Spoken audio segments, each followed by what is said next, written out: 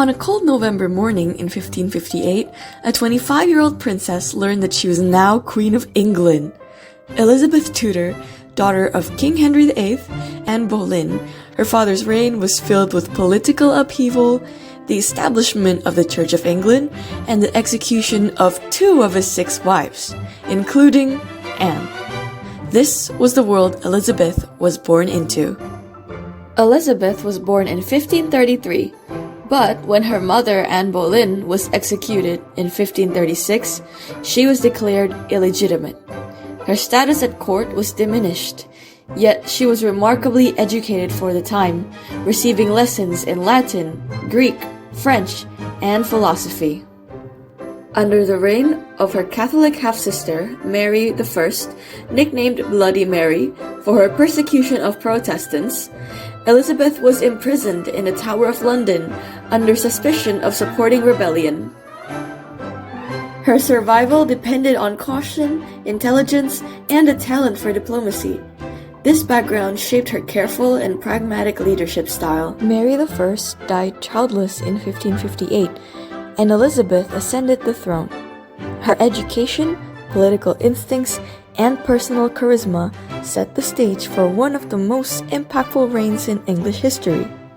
She chose loyal and capable advisors, including William Cecil, her chief strategist for decades. Elizabeth's refusal to marry was both personal and political. It kept power in her hands and made her the symbolic Virgin Queen, married only to her country. This helped her maintain control over rival factions and foreign alliances. One of Elizabeth's first priorities was stabilizing England's religious chaos. The country had swung from Catholicism to Protestantism and back again. In 1559, Elizabeth introduced the Elizabethan religious settlement to find a compromise. The Act of Supremacy, which made her supreme governor of the Church of England, and the Act of Uniformity, which established a Protestant Book of Common Prayer. Latin Mass was banned. Attendance at an Anglican service was mandatory. While outwardly Protestant, some Catholic traditions remained, like priests wearing vestments, to avoid alienating traditionalists. Elizabeth's biggest internal threat was Mary, Queen of Scots, a Catholic with a legitimate claim to the English throne. Mary fled to England in 1568 and was held under house arrest for 19 years. She was linked to several plots: the Ridolfi Plot, 1571, Throckmorton Plot, 1583, and Babington Plot, 1586. Each involved plans to overthrow Elizabeth and restore Catholicism. Walsingham, Elizabeth's spymaster, uncovered these conspiracies using a network of informants. After Mary was directly implicated in the Babington Plot, she was executed in 1587.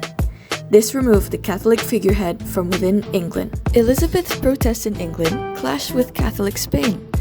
In 1588, King Philip II launched the Spanish Armada, intending to invade and overthrow Elizabeth. The Armada had about 130 ships.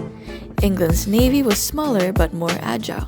English commanders like Lord Howard and Sir Francis Drake used fire ships and long-range cannons to break the Spanish formation. Storms off the coasts of Scotland and Ireland wrecked many ships. The defeat of the Armada was a major turning point. It preserved England's independence and Protestant faith, and boosted Elizabeth's popularity and image as a strong monarch.